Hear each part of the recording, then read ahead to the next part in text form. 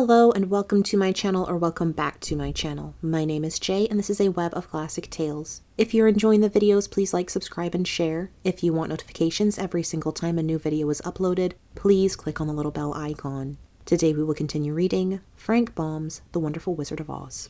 The next morning, Dorothy kissed the pretty green girl goodbye, and they all shook hands with the soldier with the green whiskers, who had walked with them as far as the gate. When the guardian of the gate saw them again, he wondered greatly that they could leave the beautiful city to get into new trouble. But he at once unlocked their spectacles, which he put back into the green box, and gave them many good wishes to carry with them. "You are now our ruler," he said to the Scarecrow, "so you must come back to us as soon as possible." "I certainly shall if I am able," the Scarecrow replied, "but I must help Dorothy to get home first." As Dorothy bade the good-natured guardian a last farewell, she said, "I have been very kindly treated in your lovely city, and everyone has been good to me. I cannot tell you how grateful I am." "Don't try, my dear," he answered. "We should like to keep you with us, but if it is your wish to return to Kansas, I hope you will find a way." He then opened the gate of the outer wall, and they walked forth and started upon their journey. The sun shone brightly as our friends turned their faces toward the land of the South. They were all in the best of spirits, and laughed and chattered together. Dorothy was once more filled with the hope of getting home, and the Scarecrow and the Tin Woodsman were glad to be of use to her.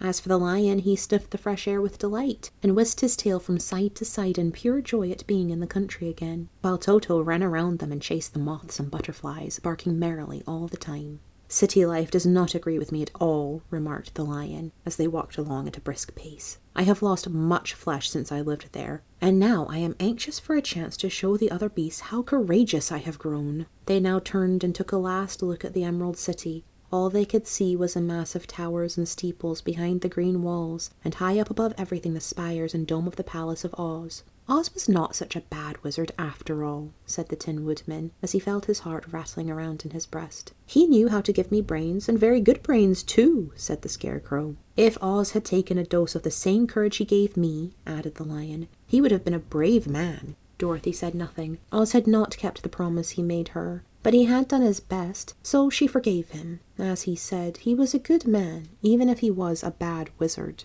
The first day's journey was through the green fields and bright flowers that stretched about the Emerald City on every side. They slept that night on the grass, with nothing but the stars over them, and they rested very well indeed. In the morning they traveled on until they came to a thick wood. There was no way of going around it, for it seemed to extend to the right and left as far as they could see, and besides, they did not dare change the direction of their journey for fear of getting lost. So they looked for the place where it would be easiest to get into the forest. The Scarecrow, who was in the lead, finally discovered a big tree with such wide-spreading branches that there was room for the party to pass underneath. So he walked forward to the tree, but just as he came under the first branches, they bent down and twined around him, and the next minute he was raised from the ground and flung headlong among his fellow travelers. This did not hurt the Scarecrow, but it surprised him, and he looked rather dizzy when Dorothy picked him up. "Here is another space between the trees," called the lion. "Let me try it first," said the Scarecrow, "for it doesn't hurt me to get thrown about." He walked up to another tree as he spoke, but its branches immediately seized him and tossed him back again. "This is strange," exclaimed Dorothy. "What shall we do?" "The trees seem to have made up their minds to fight us and stop our journey," remarked the lion. "I believe I will try it myself," said the Woodman,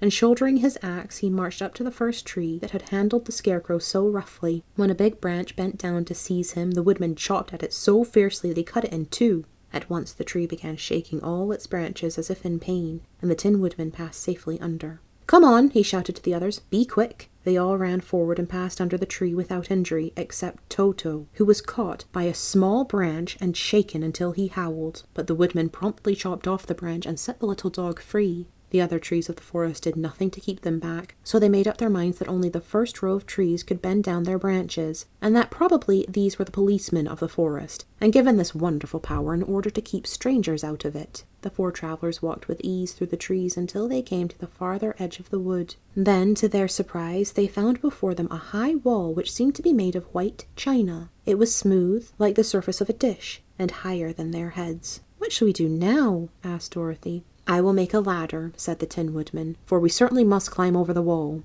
Thank you for listening. This has been Frank Baum's The Wonderful Wizard of Oz, Chapter 19. I've been Jay. This is a web of classic tales. Please like, subscribe, share, comment, click the bell icon for notifications. I hope you're having a fantastic day. Have a nice life, and I'll see you next time.